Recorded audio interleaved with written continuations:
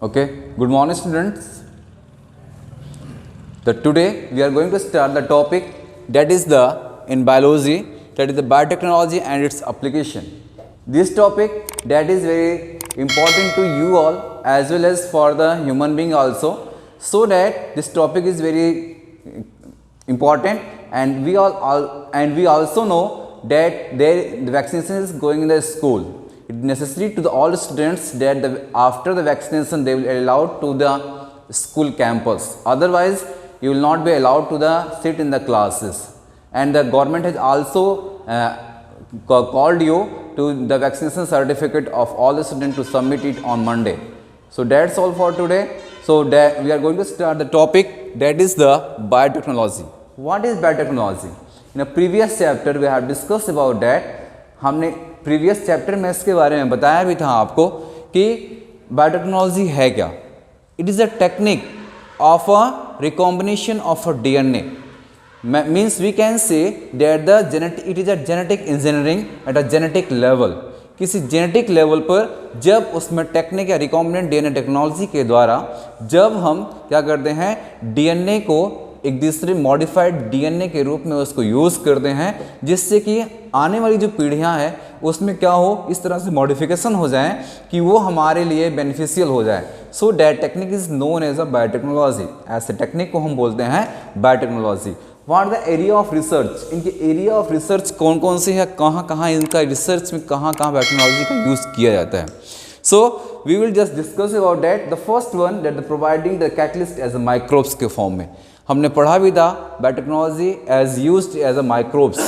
Microbes में हम लोगों ने यूज़ किया था जो कौन सा था कि एज अ माइक्रोब्स जो होते हैं उनको हम बायोकैटलिस्ट के रूप में यूज़ करते हैं. जैसे कि लैक्टोबैसिलस लैक्टिक, या फिर कर्ड्स हमने जैसे कहते हैं कि रोटीफर चीज़, या जैसे कहते हैं कि स्विस चीज़. तो ये सब जो चीज़ थी, इन सब में हमने माइक्रोब्स का जो यूज़ किया, इन्हीं माइक्रोब्स को कैटलिस्ट के फॉर्म में यूज़ करके हम बायोटेक्नोलॉजी को इम्प्रूव करते हैं या उसको और भी अच्छा बनाने की कोशिश करते हैं. दूसरा जो है वो है to purify the protein and the organic compounds. Organic compounds या प्रोटीन को प्यूरिफाई करने के लिए या प्यूरिफाई करने के लिए हम जो है हम बायोटेक्नोलॉजी का यूज़ करते हैं. जो बायोटेक्नोलॉजी में रिकॉम्बिनेंट डीएनए टेक्नोलॉजी है, उस डीएनए रिकॉम्बिनेंट टेक्नोलॉजी में हम यूज़ करते हैं ऐसे टेक्निक का जिसमें क्या करते हैं कि हम प्रोटीन का एक्सट्रैक्ट कर लेते हैं, हम ऑर्गेनिक कंपाउंड का एक्सट्रैक्ट कर लेते हैं, and that are used as a biotic form of energy, जिसको हम बायोटिक फॉर्म ऑफ एनर्जी के रूप में यूज़ भी करते हैं.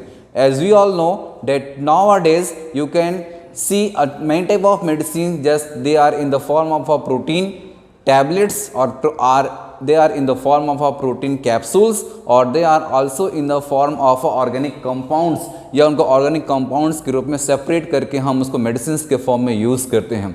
It is due to the biotechnology. यह सभी के सभी किसके द्वारा है, बायोटेक्नोलॉजी की ही आज देन है कि हम ऐसा कर पाते हैं. दूसरा है what is the agriculture application in agriculture. Agriculture processes में कैसे हम यूज़ करते हैं या उसके कौन कौन से प्रोसेसेस हैं. तो सबसे पहले क्या करते हैं, एग्रीकल्चर में जो इसका यूज़ होता है वो है इम्प्रूव द क्रॉप इल्ड. इससे क्रॉप इल्ड को हम इंक्रीज़ करने के लिए हम क्या करते हैं, we use the process of this agriculture process में हम बायोटेक्नोलॉजी यूज़ करते हैं. हम आज जानते हैं कि इम्प्रूव क्रॉप इल्ड हम जो हाइब्रिड किस्म के धान या फिर गेहूं जो बोते हैं जिसमें हमें हायर इल्ड क्रॉप मिलता है, that is due to the biotechnology. इसको हम हाइब्रिड सीड्स बोलते हैं. इनकी क्रॉप इल्ड ज़्यादा होती है, it is due to the modification of the biotechnology process. Second है increasing the nutritional value. Nutritional value को इंक्रीज करते हैं. जैसे कैसे इंक्रीज किया जाता है, सपोज करिए कि कोई भी न्यूट्रिशन, जैसे कि कोई एक वाइल्ड क्रॉप होती है, तो वाइल्ड क्रॉप की जो न्यूट्रिशनल वैल्यू होती है वो कम होती है. But when it is get modified और द जेनेटिकली मॉडिफिकेशन जब इसमें हो जाता है तो इसकी न्यूट्रिशनल वैल्यूज जो होती है वो इंक्रीज करके उससे कई गुना ज़्यादा एनर्जी हमें प्रोवाइड कराती है. ऐसे ही improve the taste and the texture of the food. Food के टेक्सचर और फूड के टेस्ट में भी क्या होते हैं, चेंजेस आते हैं. अगर हम बात करें आज के 20 साल पहले के, तो हम जानते थे जो आज एप्पल हम जितने बड़े साइज़ के हम देखते हैं, गुआवा की जो साइज़ आपने मार्केट में देखा होगा, वो आज के 20 साल पहले ऐसी गुआवा की साइज़ नहीं आती थी। या ऐसे ही आपकी जो है टेक्सचर ऑफ फूड, उसके फूड के टेक्सचर में चेंजेस आए। It is due to the biotechnology process, यह बायोटेक्नोलॉजी की ही देन है।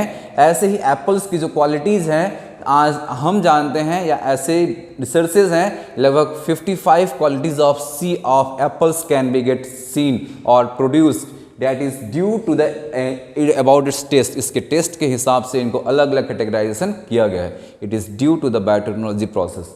नेक्स्ट है the reducing the dependence on the fertilisers. हम जानते हैं, या आप सभी जानते हैं, बिना फर्टिलाइजर से खेती नहीं होती है, बिना केमिकल्स के फर्टिलाइजर जो होते हैं उनसे खेती नहीं होती।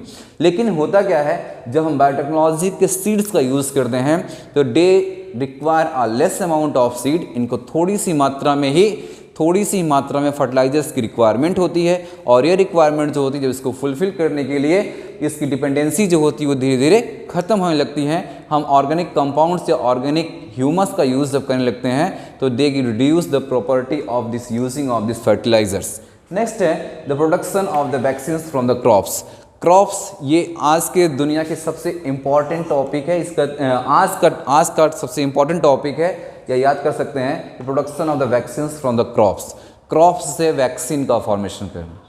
कौन से ऐसी वैक्सीन्स होती हैं? कुछ ऐसे वैक्सीन्स के नाम, जैसे कि आपको पता है कि size to increase the size of a flower as well as the fruit of any crop that we use the auxins. ये जो फाइटो हार्मोन्स हम पढ़ते हैं ना, वो फाइटो हार्मोन्स ही होते हैं, और उनके इंजेक्शंस लगा देने पर या इनके कहते हैं कि इनसे वैक्सीन्स बनाई जाती है। इस वैक्सीन्स का यूज़ होते हैं वो हम अलग अलग जगहों पर इसका यूज़ करते हैं। जैसे कि अभी हम जानते हैं कि जो ऑर्गेनिक कंपाउंड से ऐसे वैक्सीन्स ये मॉडिफाई किए गए हैं या मॉडिफाई किए जाते हैं, जिनका यूज़ होता है वो ह्यूमन रिसोर्सेज को ह्यूमन के डिजीज़ में इनका यूज़ उनको क्योर करने में किया जाता है। तो ये सभी के सभी क्या है, these were the application in the agriculture process of a biotechnology. कि बायोटेक्नोलॉजी का यूज़ जो होता है वो हम कहाँ एग्रीकल्चर में करते हैं। तो that was about the application in agriculture. Next है जेनेटिकली मॉडिफाइड ऑर्गेनिज्म। अगला है वो है हमारा जेनेटिकली मॉडिफाइड ऑर्गेनिज्म, जिसको हम जीएमओ के नाम से भी जानते हैं। ये जीएमओज होते क्या हैं, इसको हम जेनेटिकली मॉडिफाइड ऑर्गेनिज्म क्यों कहते हैं? देखिए, जेनेटिकली मॉडिफाइड ऑर्गेनिज्म जिसको हम ट्रांसजेनिक प्लांट या एनिमल्स के नाम से भी जानते हैं, ये ट्रांसजेनिक प्लांट और एनिमल्स जो होते हैं, दीज आर एज लाइक, या ऐसे होते हैं कि जैसे कि जीएमओज जो होते हैं दैट आर जीएमओज जो होते हैं उसको हम ट्रांसजेनिक्स भी कहते हैं, और ट्रांसजेनिक्स जो होते हैं these are genetically modified organism. इनमें जीन में प्रोसेसेस की जाती है, या कि जीन में प्रोसेसिंग करने के बाद उसको मॉडिफाई किया जाता है, and that they are different from the their previous species. अपने प्रीवियस स्पीसीज से मॉडिफाइड होते हैं। They give a higher yield as well as the higher yield to the crop, as well as the higher yield the production of the milk, as well as in the production of other microbes, just like the formation just like the yielding of a milk। जैसे कि दूध का production, जो साहिवाल की प्रजातियां हैं, या और भी ऐसे जेनेटिकली मॉडिफाइड ऑर्गेनिज्म हैं जिनके द्वारा जो है हायर यील्ड हमें मिलता है।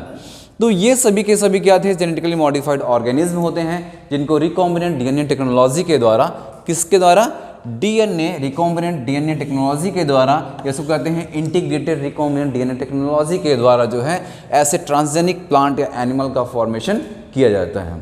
अब ये जो ट्रांसजेनिक एनिमल्स या प्लांट्स होते हैं, ऐसे में क्या होता है कि इनका सिग्निफिकेंस क्या होता है, या हम ऐसा क्यों करते हैं? तो इसके लिए इसका सिग्निफिकेंस ये होता है कि the crops are more tolerant about the drought, cold, stress, as well as the heat, as well as the salt. इन सभी के प्रति क्या होती है, इनकी सहनशीलता जो होती है वो बढ़ जाती है। हम कह सकते हैं जेनेटिकली मॉडिफाइड ऑर्गेनिज्म जो होते हैं या जेनेटिकली मॉडिफाइड प्लांट्स जो होते हैं, उनमें क्या होता है कि they have the capability to bear the excess amount of heat, as well they have the capability tolerate about the excess amount of the salt, इन सभी को क्या करते हैं, कंबाइन करके अपने आप को अनुकूलित कर लेते हैं। ये सभी की सभी प्रक्रिया जो होती है वो जेनेटिकली मॉडिफाइड ऑर्गेनिज्म में होता है। या हम सभी भी जानते हैं कि धान की जो मॉडिफाइड ऑर्गेनिज्म है, प्लांट्स हैं, उनमें कहते हैं ना कि पानी कम लगता है। ऐसे जबकि हम सभी जानते हैं कि धान की खेती या पैडी की खेती करने के लिए लगभग 100 से 150 सेंटीमीटर वर्षा की आवश्यकता होती है, लेकिन यहाँ पर ऐसी आवश्यकता ऐसे मॉडिफाइड और प्लांट्स में कम पानी की रिक्वायरमेंट या less amount of water is required for this type of the plants. Next है reduce the use of pesticides. ऐसे प्लांट्स में पेस्टिसाइड्स की रिक्वायरमेंट नहीं होती है या बहुत कम मात्रा में होती है। मतलब हम कह सकते हैं क्योंकि ये जेनेटिकली मॉडिफाइड होते हैं और इनमें क्या होती है, इन सभी रोगों से लड़ने की क्षमता ऑलरेडी इनके सीड से, इनके स्टेम में ये पहले से ही उनके जीन में ये डेवलप होता रहता है और ये पेस्टिसाइड्स की रिक्वायरमेंट इसमें नहीं होती है। दूसरा है they help to increase the efficiency of the mineral and vitamins. ये मिनरल और विटामिन्स जो प्लांट्स में हमें उनकी एफिशिएंसी को बढ़ा देते हैं। कहाँ से बढ़ाते हैं, इनके जेनेटिक लेवल में इस तरह से मॉडिफिकेशन किया जाता है कि ये क्या करते हैं कि they absorb the large amount of the minerals from the humus of the plant and get stored in the form of a food के फॉर्म में इसको स्टोर किए रहते हैं that we utilize, जिसको हम यूटिलाइज करते हैं। नेक्स्ट है to enhance the nutritional value like the vitamins. ऐसे विटामिन ए रिच, जिसको गोल्डन राइस के नाम से जाना जाता है, विटामिन ए इनरिच्ड फूड होता है, इसमें विटामिन ए की मात्रा सबसे ज़्यादा होती है। यह न्यूट्रिशनल वैल्यू को बढ़ा देते हैं।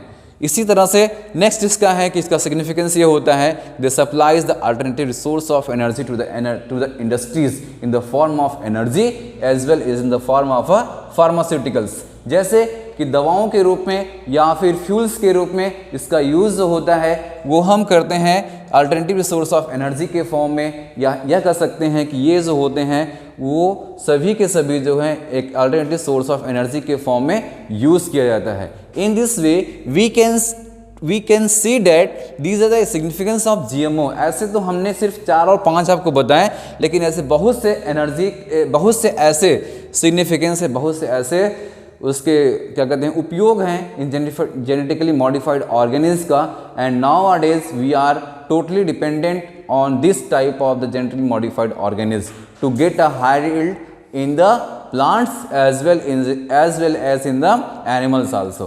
That's all for today.